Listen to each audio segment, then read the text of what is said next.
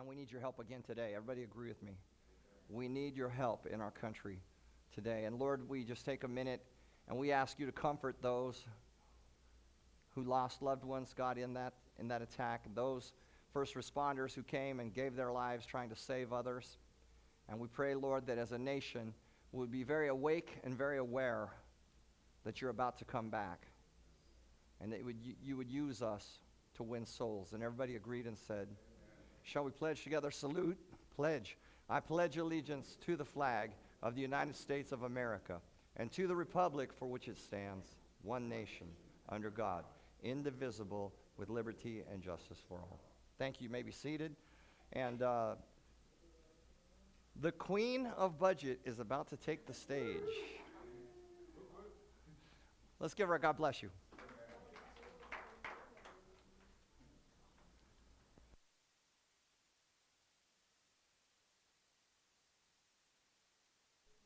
All right, can you hear me? It's all right? Okay. I can't hear me, but that's okay. All right, so good morning. I'm glad you said that because I wanted to make sure that we did honor 9/11 this morning. It is definitely something, that as a country that we experience together, and I just think it's important that we never forget. Just like as we go through some of the biblical principles, a lot of the things that God has done for me, if you're in a challenge or if I'm in a tough time, I remember what he did before and knowing that he'll do it again.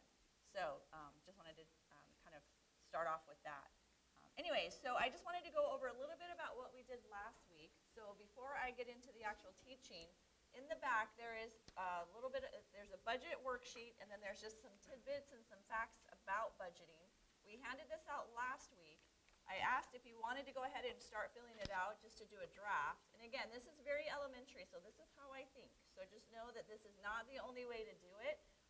But I'm a very visible, I have to be visual person. I have to be hands-on. So this to me is how I see it and I know it. Just like when you're memorizing a scripture, you got to read it, write it, and repeat it. So that way it gets in. So for me, if I see it, then I'm able to really understand it better. So there is another one back there. After today's teaching, if you needed to go back and revise something that you've done based on what we talked about today, feel free to grab another one. But on the back are just some tidbits, some facts about budgeting, and just some basic teaching, or just some basic information on that. So just a real quick reminder, just a review from last week. The purpose of this class is to unlock biblical truth to provide for an increase in prosperity and in your finances. It is not all about finances. This is not about getting rich quick. This is not about being blessed. This is not about, it is about being blessed, but it's not about being blessed just for you. God has a purpose for us as his believers, as his children, for the prosperity that he gives us. I'll be really honest. My mom passed away in October, and she struggled all of her life. And what she left for my sister and I was, it is so hard for me to even touch that because it's her money. And so I don't want my children, and I don't feel guilty about it, but I just know that if she were here, I would much rather have her than that, if that makes sense. But as an inheritance, she left us, and I know she's really proud and happy that she was able to leave us, her daughter, something from her because she always struggled and she was a very generous person. So know that as I teach this is really about just ensuring that you're using God's words and his principles and you're able to do what God has asked you and wants you to do as his child. People are watching. People are watching every aspect of our lives, and finances is actually one of them. I watch finances. I watch how people spend. I watch how people, what they say. Do they do what they say? All of those things. So to me, finances is a really important part of a believer's life. So again, just a review, just ensuring that we unlock some biblical truth, giving a foundation of what God has, his promises. That's the biggest key in trusting God. Because there are times when he's going to challenge you with your finances. There may be times when your finances say something, and God wants you to do something. And the two don't match in the natural. And that's where you got to know that God has a plan. You have to trust him. And I know that there are some people who might be watching, or even people that are here in the room, that are saying, but you don't know my situation. I don't, and I don't necessarily need to know, but God does.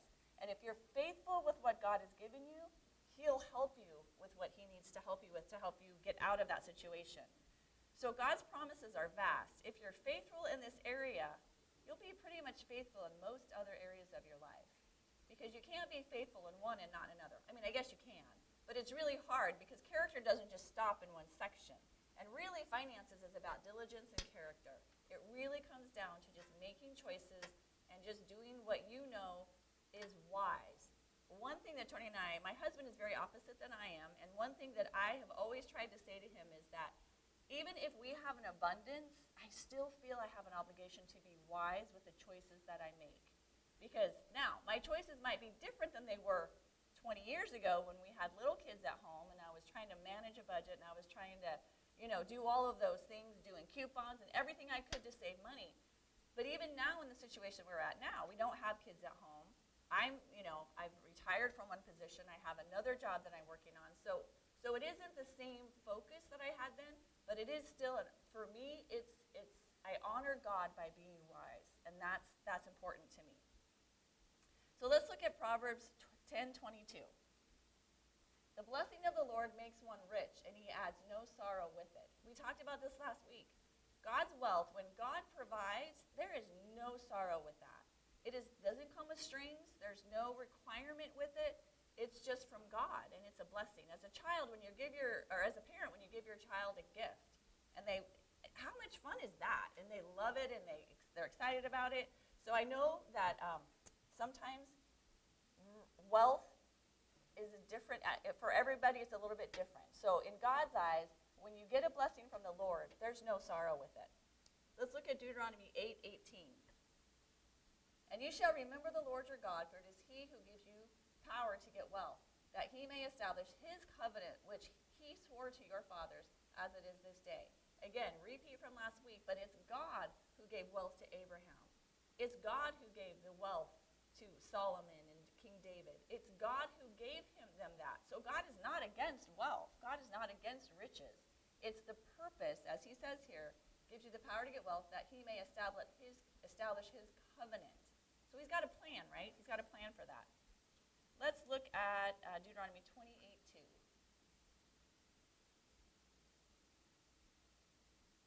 Okay. I think he's going to grab it up here real quick. So one of the things that I want to share as he's pulling that up is, why does God make us wealthy? Why does God give us what we have? And it is about his purpose. So, and all these blessings shall come upon you and overtake you, because you obey the voice of the Lord your God. Again, God is a part of this. He is the main factor in anything we do budget-wise, anything we do with our lives, and anything we do just that honors him. He's part of that. Let's look at Psalms 112:3.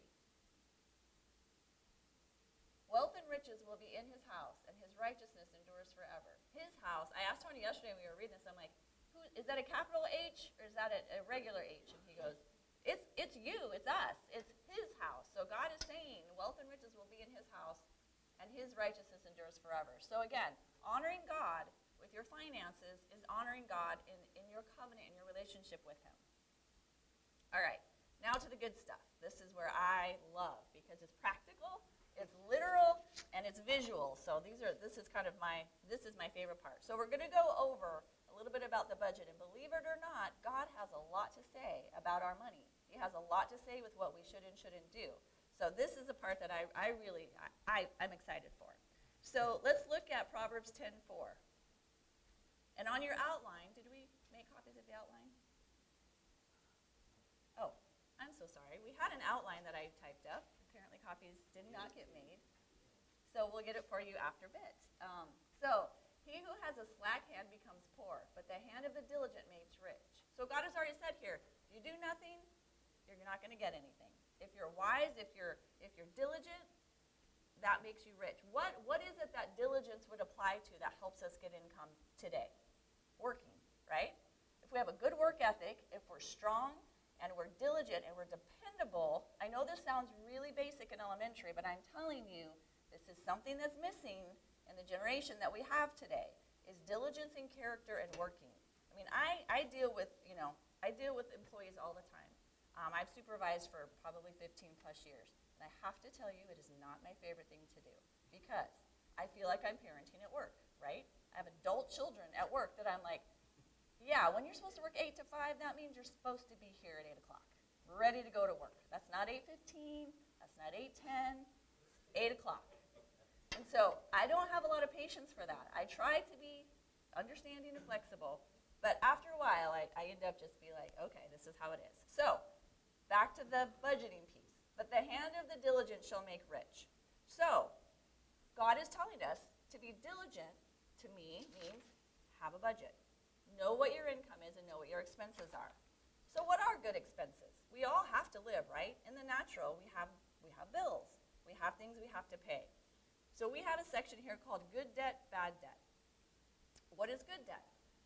Debt can be good within reason, and there is such a thing as good debt. For example, a home. A home is a good debt, right?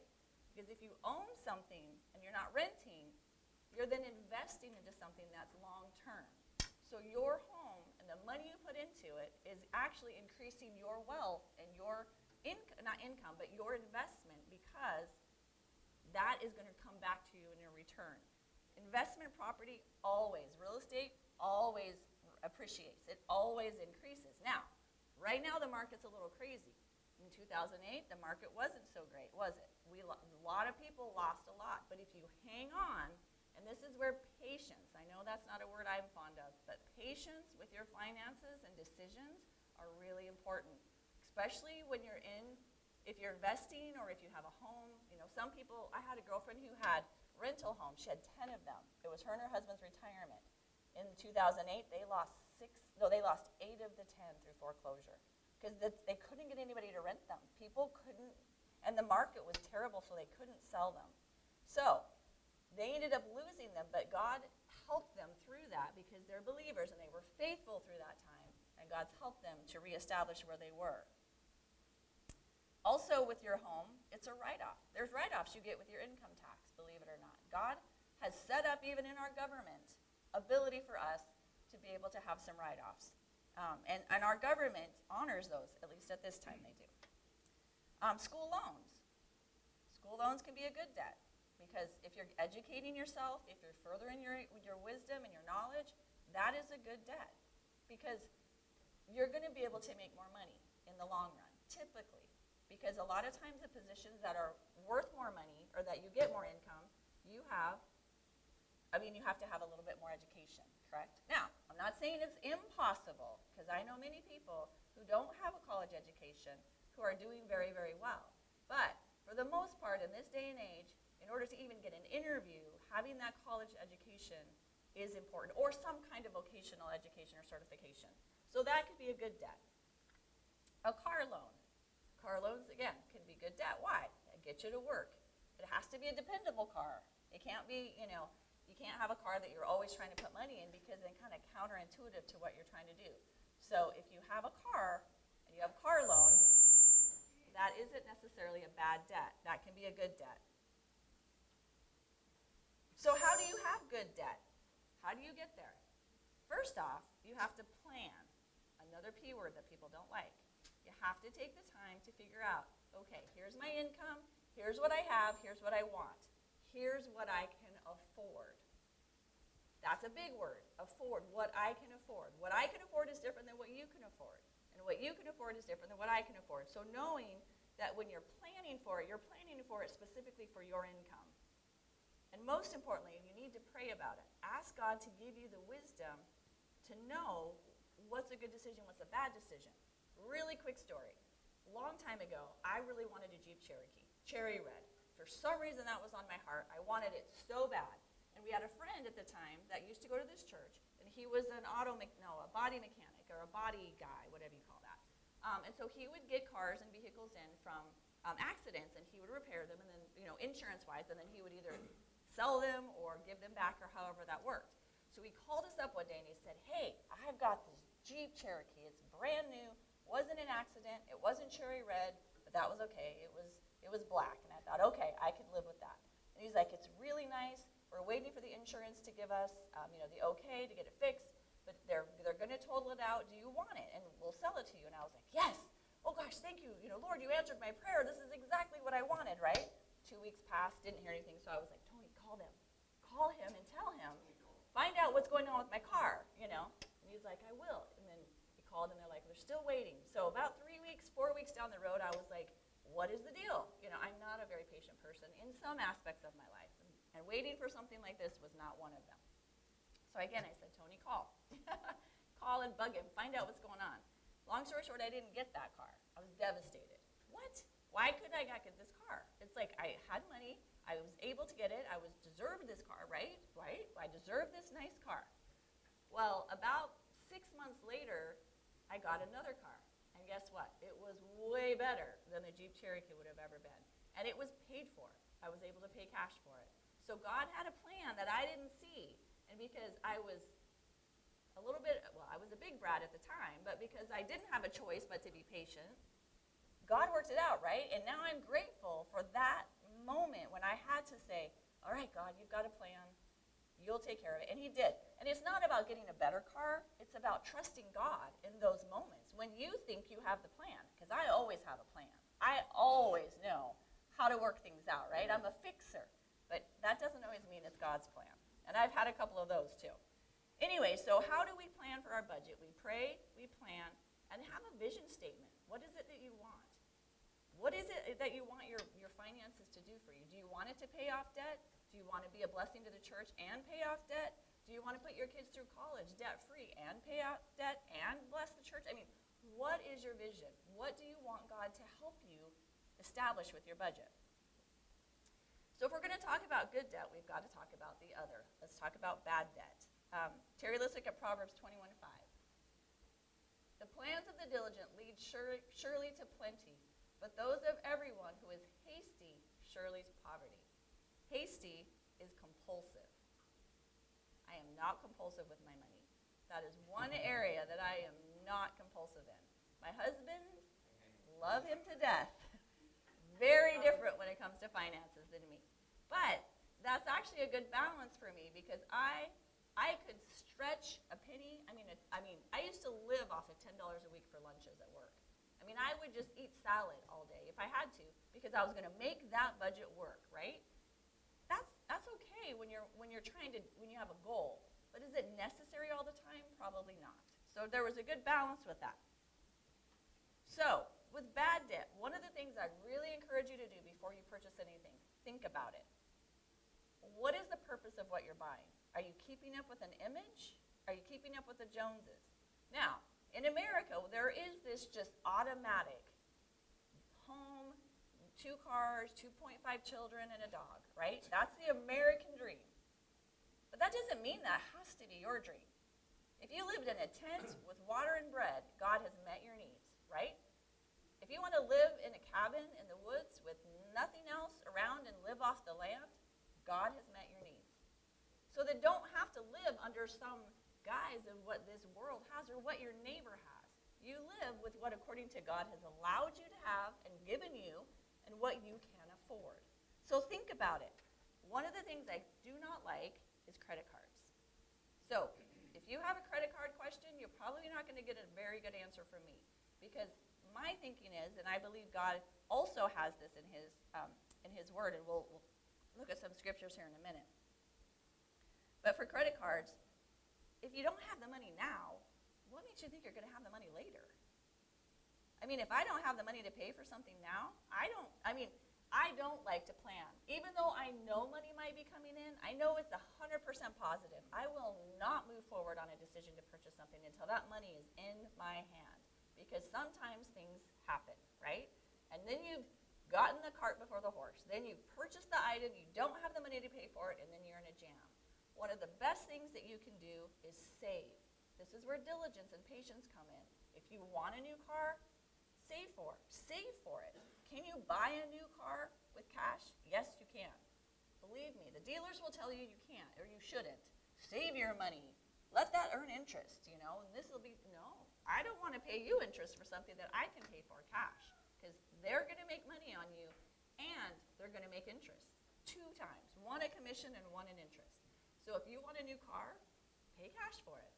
You can do it.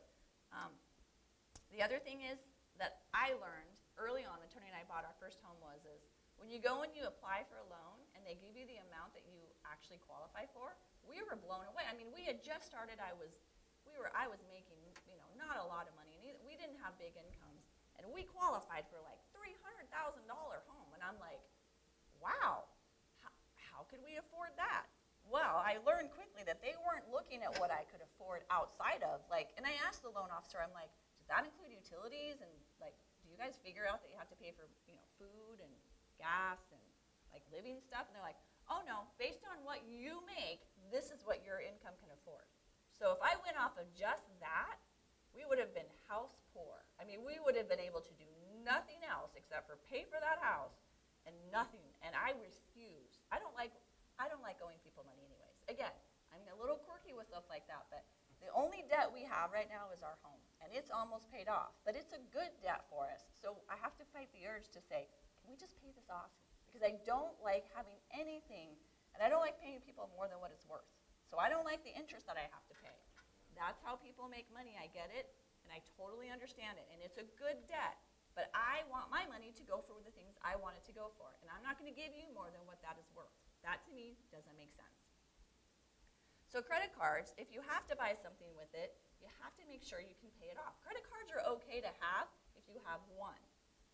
If you have one for emergencies, and if you need something, some big, you have a mechanical issue, you need new tires on your car, then you may not have the money right now, but you can save for it, and when you get the extra money, you'll pay it off. And if you're diligent, God could even provide the extra to help you pay that off.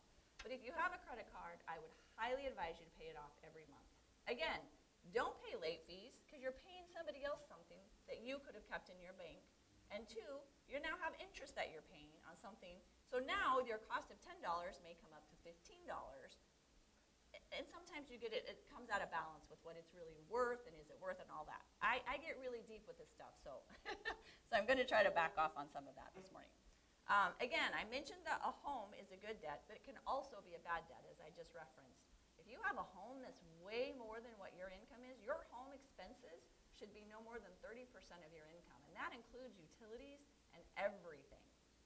So if you look at your income and you take 30% of that, does your budget line up with that? And as you do your budget worksheet, maybe pull aside and do a little calculation and say, here's what my monthly income is, here's what my mortgage is, here's what my insurance is, take your property taxes, your home insurance, all of those things that go into your home, and make sure that that's around 30%. That's the normal in which they say in financial world that's actually balanced, because you're not house poor then. You can make your house payment and you're not stressing over it, you're not fretting, you're not taking another money from another bill to pay that off. So also, again, a car can be a bad debt as well. If you have too much car than what your payment should be. Nowadays, you can actually pay for what you used to buy a house and buy a car. It's ridiculous, to be honest. I'm really old school, and I probably need to rethink this, but I haven't yet, and I'm not sure how easily it will be for me to do this.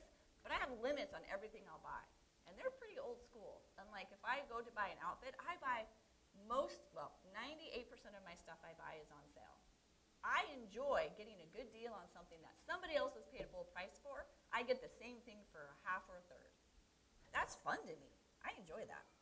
It may not be for everybody else, but I always come home if I've shopped and I'm like, look, this was $70 and I got it for 10. And Tony's like, great, nice, But I think that's great because you know what? I'm not doing without. I don't need it, but hey, it's a good deal, right? I do the same thing with cars. I buy cash. You have a lot more negotiation room because you can say, and I've done this before too. My daughter was kind of funny because one of the vehicles I purchased, I don't like dealers because of the back and forth and the wheeling. I just prefer not to play that game, but I happened to find this one vehicle that I like. So I went in and I said, here's the deal. I'm going to give you X amount of money for that car. You can take this car, but this is it, period. And the guy said, no, well, here's what the number is. I'm like, okay, thank you very much. I didn't need the car, right? So I was in a better position because my car was fine. My current car worked. It was, it met my need. I was fine. So I said, all right, thank you very much. Grabbed my keys. I walked out. Well, guess what? 2 days later, I get a call. Oh, well, I talked to so-and-so, and we can go down to this amount. And I was like, great. That's still not the amount that I gave you. It's a couple thousand higher. So when you're ready ready to negotiate to this dollar, call me back. And he's like, okay, all right, well, we're going to lose. I'm like, this is your deal. Whether or not you want it, I'm fine with. So 2 days later, no, about a week later, I get a call back. So, Mrs. Frazee, we got an opportunity. We got another discount in on this car. We can get you this car for what you said. Perfect. I'll be in. I'm not going to be in there for 2 hours. Please let the finance guy know. Have the papers ready to go. I'll be in. I'm going to test drive it one more time, and then we'll finish it up. Okay, I get in there. I drive it. I'm like, okay, perfect. I like the car. We're about ready to walk away, and I look at the papers, and guess it's $100 more. And I said, I'm sorry. This is not the number that I agreed to. And he said, it's $100. I said, yeah, but I'm not paying it. And it was like this, and my daughter was with me, right, because I wanted her to see the car. And it was this weirdly awkward silence, which I'm usually not good with. But in this situation, I was like, I have got the upper hand here. So the guy goes, hold on, let me get my manager over here. So the general manager walks over, right? I mean, this whole deal is going on, and I'm just like, this is why I don't like dealers. So he's standing there, and the guy goes, and I go, look, I don't really need this car, and I don't want to waste your time. So I'm good, and I went to grab my keys, and he goes, all right. Congratulations, here's your new car. So I was like, okay, great. I go, are the papers ready to go? And he's like, we've got to make a change on the numbers. And I'm like, I've got 30 minutes. Please make sure that's done in 30 minutes. And again, I'm a little bit more, assertive today. I was nice. I wasn't quite as direct, but I was direct.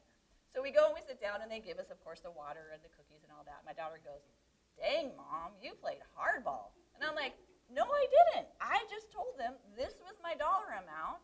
Take it or leave it. I'm not going to play that game. So we drive away, and my daughter was like, you're going to buy a car with me next time I go to buy a car. And I did. We just bought her a car. And believe it or not, she got a 2022, 10 miles on it. She paid a couple thousand out of pocket. She has 0 car payment. And that wasn't because of me. It's just she happened to have a good trade right now, and it just worked out. And it really wasn't tough. They were really willing to work with her on that. So anyways, so it's possible to do what you need to do. You've just got to know what you can afford, and you've just got to hold that line. How easy would it have been to say, oh, it's only $100? Have they ever said that to you when you're in there? When we used to do car payments, they're like, it's only $10 more a month. Oh, well, $10 more a month, I can do $10 more a month, but look at that in the long run. Your car that you paid $20,000 for, let's say, now went up to $25,000. Is that car worth $25,000? Probably not. But you're not thinking at the long term. You're not thinking of, is this value really stable? You're looking at, can I make this payment, right? They've got you exactly where they want you. So just know that when you're purchasing things, don't look at just the current, look at the long term. Even homes sometimes. When you look at your loan payment, read those everything in that print, because it tells you at the end of the day what you're going to pay for that house. And I guarantee you it's a lot more than what you're actually saying that house is going to be paid for, because you're paying interest over time. So just be able to know some of these things. And again, it's not rocket science, right? It's just taking the time to research, number one, what that item is worth, what you're able to pay, and then negotiate what you want to pay, and don't waver. Just stay strong with that. So the next one I want to talk about is surety, and surety means cosign. So let's look at Proverbs 6, 1 through 5. And this is a protection for God. And not all of us will get in a situation where we have to do a cosign situation or a surety, but God really speaks to this. So Proverbs 6:1 says, my son, if you become surety for your friend, if you have shaken hands and pledged for a stranger, 1 through 5. Yeah, sorry, go ahead. You are snared by the words of your mouth. You are taken by the words of your mouth. So do this, my son, and deliver yourself, for you have come into the hand of your friend. Go and humble yourself. Plead with your friend. Give no sleep to your eyes, nor slumber to your eyelids. Deliver yourself like a gazelle from the hand of the hunter, and like a bird from the hand of the fowler. Does this sound like God wants us to be surety? God has something to say here, doesn't he? He's like, don't commit to somebody else's debt. Number one, it's a relationship that could go bad really quickly. If you've ever loaned money to family and friends, you'll find out quickly how that goes. And unfortunately, we've done that, and we've had some really good experiences. We've had some really bad experiences. And it's hard. It's really hard when people you trust say to you, I will pay you back, and then they don't. It's tough. But God says here, and that's loaning. Surety means you're signing on a document that says, I am going to vouch for this debt if they don't. That is not safe. That's a protection from God. Let's to not go there. Let's go at Proverbs 11. Let's look at 11 to 15. A lot of this is Proverbs, of course, which again is, to me, is like the wisdom chapter. So just know that this is where we're going to be a lot with a lot of the budgeting stuff. He who is surety for a stranger will suffer, but one who hates being surety is secure. Again, God says, don't sign up for somebody else's debt. You've got your own to manage. You've got your own household to manage. You've got your own stuff. Don't take on somebody else's. And let's look at last one, Proverbs 22:26. Do not be one of those who shake hands in a pledge, one of those who are surety for debts. So what do you think God's saying here? Don't co-sign. Don't take on somebody else's debt. Back in the day, you didn't sign away all of, everything and give up your firstborn and give blood and all of that like you do today. Have anybody bought a house lately? The papers are like huge, and they spend like hour, filling all that out, and it's kind of scary. I mean, the first time Tony and I bought a house, I was like, wow. I mean, they go into, it's almost like a court case. They go into every aspect of your life. So for surety, just a little tidbit there. And it's not being mean if you say, you know what, I'm just not comfortable doing that. It's going to save you and them some potential heartache, and it potentially could save that relationship. So just know that it's not being mean. It's just being wise with your funding and with your money and with your budget. All right, my favorite, savings. Remember Joseph. Tony's taught a lot on Joseph, but he's taught a lot about in the moment, God in the moment. But God prepared Joseph for a great and mighty role in saving Israel. Remember when he became the prime minister, what happened? There was a famine, there was a feast, and God gave him was it Pharaoh? Who did he give the dreams to? Was it Pharaoh? Oh, that didn't sound right. He gave Pharaoh those dreams, and Joseph interpreted it. There's going to be years of plenty, and there's going to be years of famine. So what did Joseph do in the years of plenty? He saved up that grain. He saved up stuff that helped them through the times of famine. That's exactly what a budget does. A budget is you're planning and paying your current debt and expenses, but you're also planning for the future in the event something happens. So let's look at Proverbs 10:5. He who gathers in summer is a wise son. He who sleeps in harvest is the son who causes shame. So God is talking about, and we'll look at some more verses down the line here, but he's talking about gathering in the summer. And let's look at that right now, Terry. Let's look at Proverbs 6 through 11.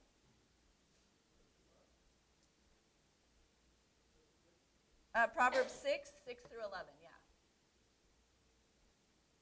Go to the ant, you sluggard. Consider her ways and be wise. Which, having no captain, overseer, or ruler, so nobody's telling the ant to do this, provides her supplies in the summer and gathers her food in the harvest. How long will you slumber, O sluggard? When will you rise from your sleep?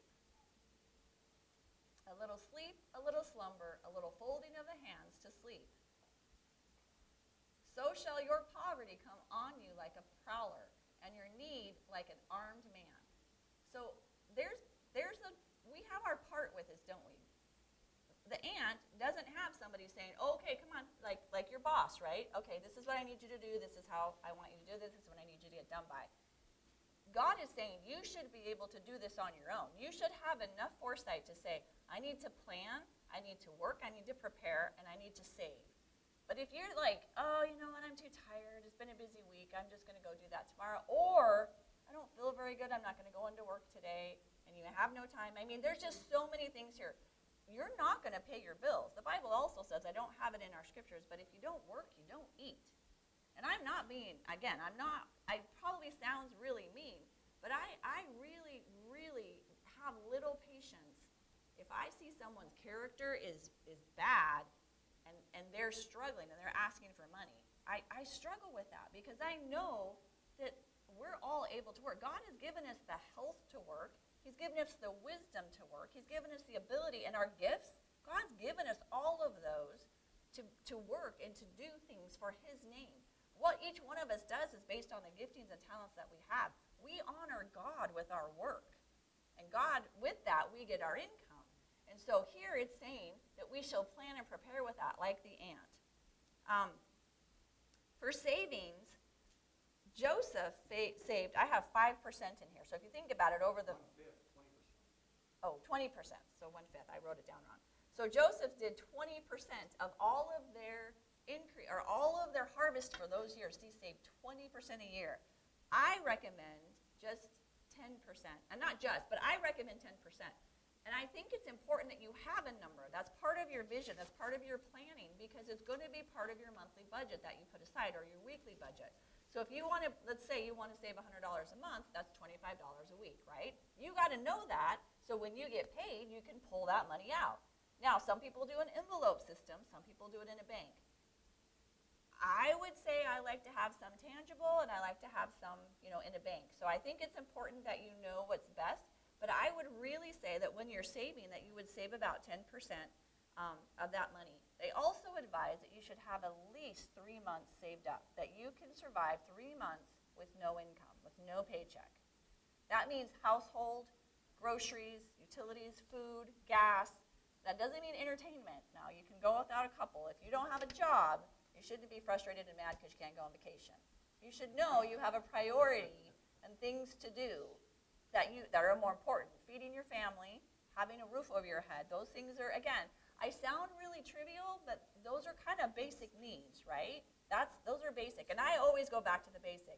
Meet my need, and anything above that, great.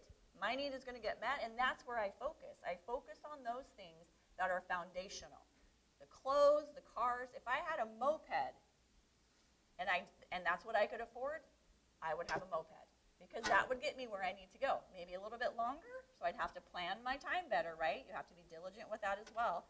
To be to work on time, if you're supposed to be there at 8 o'clock, be there at 8 o'clock. And if it takes a half an hour on the moped, plan 40 minutes, just in case, or 45. So plan at least 3 months minimum as a cushion. Investments. I'm not going to talk a lot about investments because a lot of times just getting your finances together and solid are more important than where you're investing. But if you are able to invest in, make it a variety. It doesn't have to be in a savings account in a bank. It can be in a tangible item. It can be in property. It could be in, coins. It could, whatever you think, or not whatever you think, but whatever, just diversify. Just making sure you have different avenues, because if one area fails, you have an area that's solid, right? You want to make sure that you're not putting everything in one place, because remember in the 20s when the stock market crashed, what happened? A lot of people lost a lot of money. 2008 when we had our recession, a lot of people lost a lot of money because they had everything in one basket. So if you want to talk more about investing, we can talk about that later. But right now I just wanted to mention that as part of your savings, if you get to a point where you have your 3 months, or you have whatever your cushion is, and you may have a year, you may have 6 months, whatever that threshold is for you, when you're there, think about diversifying. Think about what else can I do to make more money with my money, right? Because how does that honor God? Because you're being diligent and wise with what God has given you. Some of you might have kids, little kids. Think about their college. It's important. And I am thankful to God that we were able to put both of our kids through school, no debt. Neither one of them had any debt at all. And that was something that I wanted to give our kids, because I wanted them to have the experience of school, work, do what they wanted to do, but only work because that's money that they needed. Now, we didn't pay for everything. They worked in the summer. Trinity, when she had a scholarship, she worked in the summer, and that money was her gas money and her entertainment money for the whole year.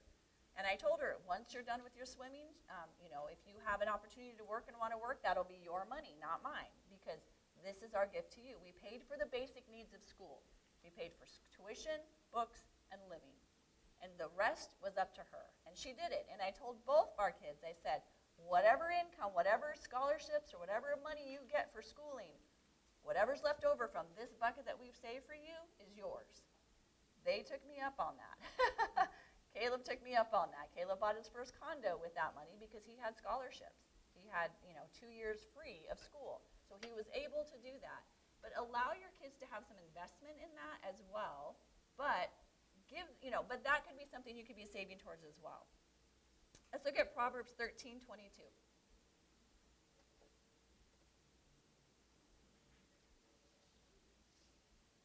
So again, just with savings, I think it's important to have a mindset that you're working not just to pay your bills, but you're working for your future. This is how you plan, and this is how you prepare for the future. When and if you're able to do what you need to do monthly and you have excess, that's when vacations come in, and those are amazing. We need to have a break. But if you don't have the money for a vacation and you're putting it on a credit card, you're just causing yourself more stress down the road, to be honest, my opinion. Because you now have to pay for something that you couldn't afford at the time you took it, and so now you're paying for it plus interest, plus late fees, or not late fees, but just, compounded interest and fees and all that jazz. So in Proverbs 13:22, it says, "A good man leaves an inheritance to his children's children, but the wealth of the sinner is stored up for the righteous." This is really important to me, because at the end of the day, as I mentioned earlier with my mom, it's just money, right? And I say that lightly, because I know money is what we need to survive. But I can't take it with me, right? How many of you have seen a hearse with a U-Haul and, money stashed in it and furniture and cars? No. You come into this world with exactly when you go out of this world with exactly what you came in with. And that is just what God has created in our soul. That's it. That's all that you leave. So if you're leaving and you want to leave a legacy for your family, you want to leave an inheritance, this is God saying you should. Because did you know that the average person can make up to $1 million a year in work? Not a year, excuse me. Their lifetime. Way out. Yeah. A little bit off on the zeros there. In their lifetime, that most people, average people, I should say average middle class, make $1 million over their lifetime. That's crazy. Who would have ever thought that we could all make up to $1 million over our lifetime? That means that if we're not living above our means, we can do this, and we should do this. And we should be able to plan and prepare that we are passing on to our children not just the funds, but the wisdom with money and the wisdom with finances that you have been able to do this with. When my kids were little, if they got birthday money, they would get part of it, and the rest would go into a savings account. If they worked, they would get part of it, and the rest would go into a savings account. When they got a credit card, we started them off with $300 a month. Why?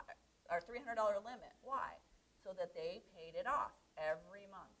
And and even nowadays, when Tony and I go to apply, we just switched our credit card, which is a huge thing for me. It took me a little while to get there, because I'm a very consistent person. If it's working, don't change it. But we had a different need, and so I wanted to get a credit card that had points for mileage, because we're traveling a lot more now. So, long story short, they came back with this, thousands of dollar limit. And I'm like, you're kidding me. I just want X.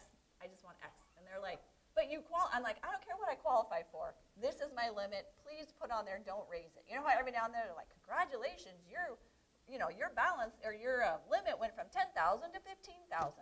Who needs a $15,000 credit card? That's just room for temptation. Other than my husband, I don't know what he just said, but probably better I don't know what he said. So at the end of the day, savings is really what I think should be part of your vision and part of your budget. Part of your plan for your finances. That shows diligence and that shows wisdom.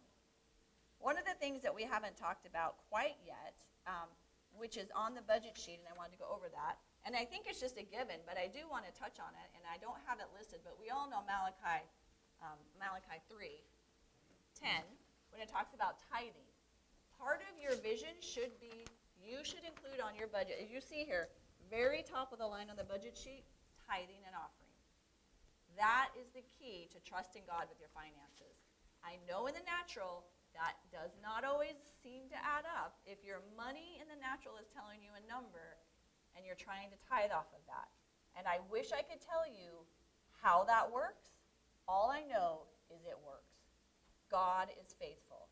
And so when you're figuring out your budget and when you're figuring out your your savings, and you're looking at all of your monthly expenses, please pray about and know that God says, prove me with this.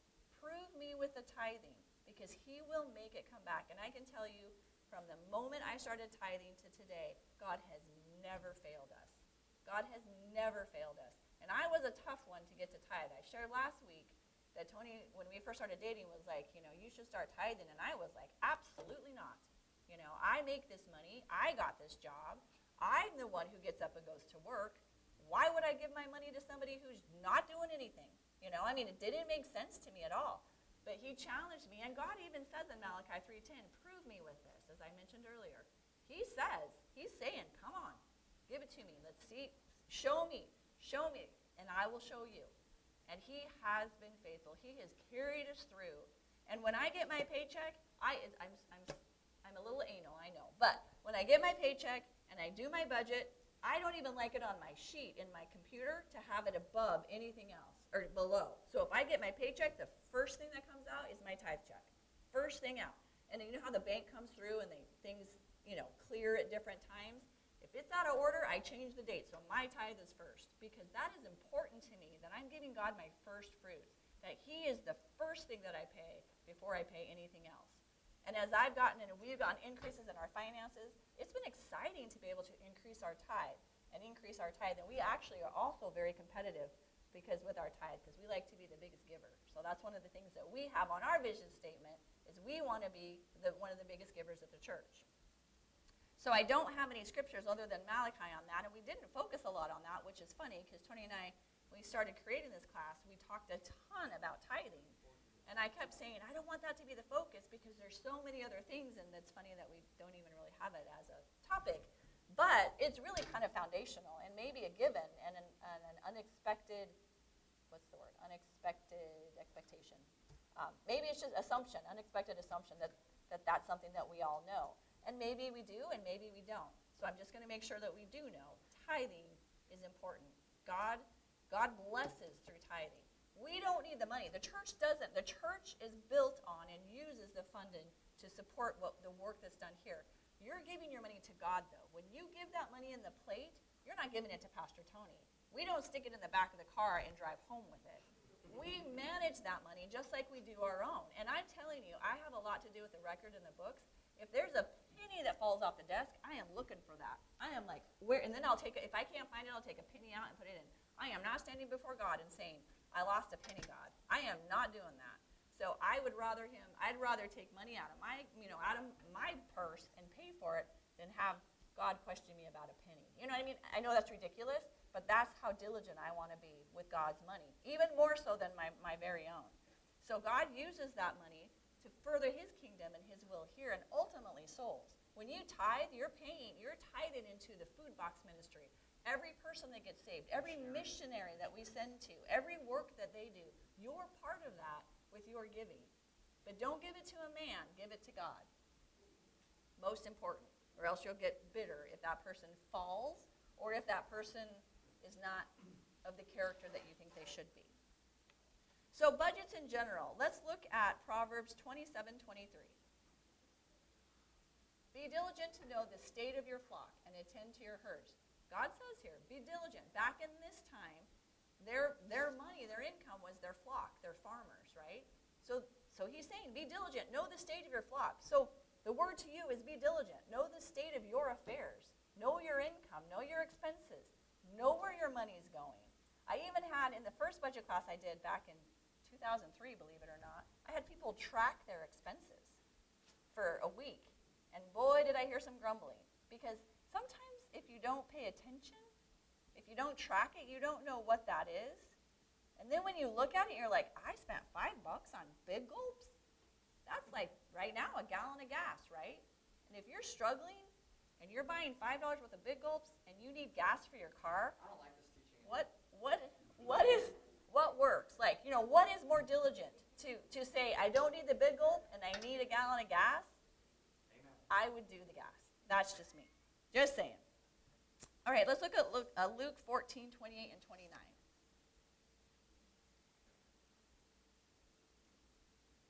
For which of you, intending to build a tower, does not sit down first and count the cost, whether he has enough to finish it? Lest, after he has laid the foundation and is not able to finish, all who see it begin to mock him. This is a little extreme, but what this is really saying is if you've planned and you're successful, people see it. if you don't plan and you just compulsively go and do something and you fail, that's hard on you, number one, but number two, people see it. And what does it say here? If you don't finish, they're going to mock him. And I'm not saying people are going to make fun of you, but I'm just saying that people see that, right? And people look at that and watch how you manage. And if you say you're a Christian, they're going to watch even further. When you say you're a Christian at work, I'm watching. When someone tells me they're a Christian, I'm like, And I had a situation a long time ago where a guy said he was a Christian. You could never find him. He was never in his office, never knew where he was. And so every time he would say that out loud, I'm like, oh, please don't say that. Because people knew he was lazy. So when he's saying that, I'm just like, oh, please, don't. Because there's already enough perception of what Christians are, right? There's already an expectation that we think we're perfect. There's already an expectation that we think we're better than others, which we don't. We're all a work in progress like everybody else. But when you're saying it and you're not doing something that's diligent, it's driving me crazy because I can't handle it. I don't like people saying something and doing something else. Know what your income is. Know what your expenses are. Be responsible. Don't live above your means. And that's really the nutshell of what a budget is.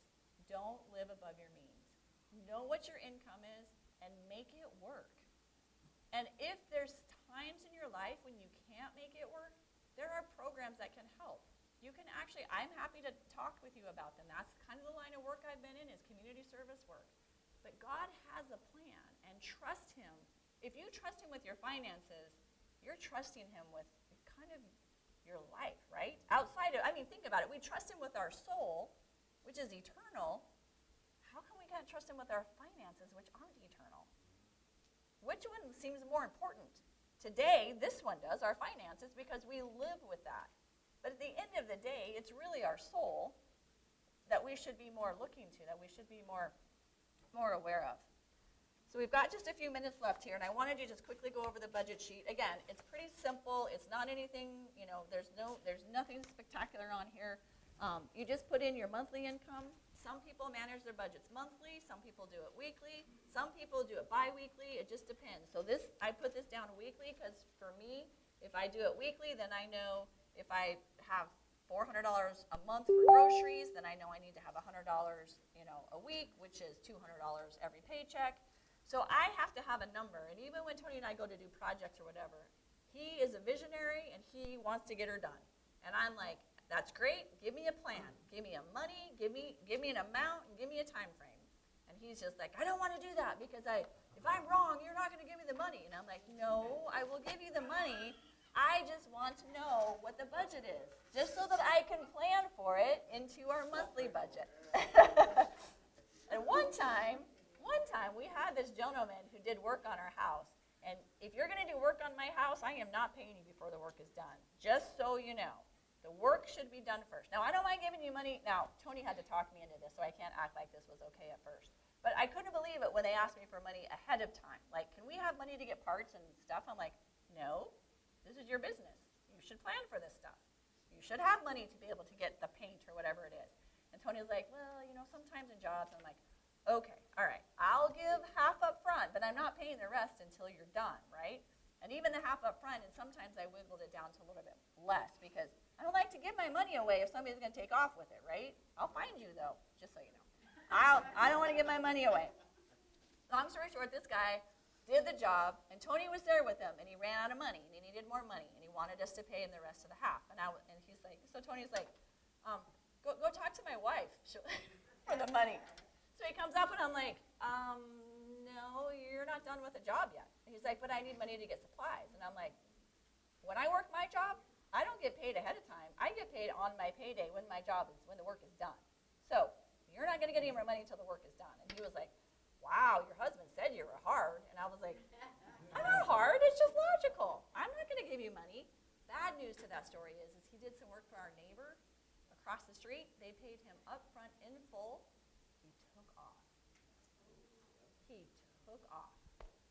It was terrible. So sometimes being a little bit hard, I guess, is okay if you're protecting what God has given you, if you're being wise with it, if you're being diligent. I think that's about it on time. But just again, I put on here, and again, some of these are old school cable. A lot of people do streaming now, so just kind of revise it to what works for you. But literally, seriously, write it down. Look at it. Know what your monthly income is, because it will really help you plan for the future. It'll help you know what you're working with. And if the numbers don't match, what can you give up? Where can you conserve? Can you shut off a couple more lights and maybe turn the air a little bit higher than 72 degrees? Could you maybe last at 75? I know, in Arizona it's tough. That's a big one. Use a fan. A fan costs a penny a minute, a penny a day, a penny an hour to use, a ceiling fan. Ceiling fans don't cool rooms, they cool people, so you don't need them on 24/7. But if you're in a room, turn a fan on, it costs you a penny an hour, just so you know. With that, I'd like to just close in prayer before we head on to our next service. Next week, we're going to wrap up with just kind of an overview of everything else. If there's any questions, I'll be happy to take them. If you have some thoughts or anything would be helpful at that point, we'll be able to close it up or wrap it up next week. So I just would like to close in prayer. Lord God, I thank you so much for this time and just for your word, Lord, that helps us to know your heart in the area of our finances. Lord, I ask that you would help each one of us to be diligent with what you've given us. Lord, help us to honor you in every choice that we make. Help us, Lord, to have a focus of what you have for us, Lord, and we know that your word is true. Give us, Lord, wisdom, give us diligence, and help our character, Lord, to reflect how awesome you are and how just amazing, Lord, you are in our lives. Be with us this morning. Be with the service to come, Lord God. Open our hearts and help us to not leave this place the same. In Jesus' precious name, amen. Amen.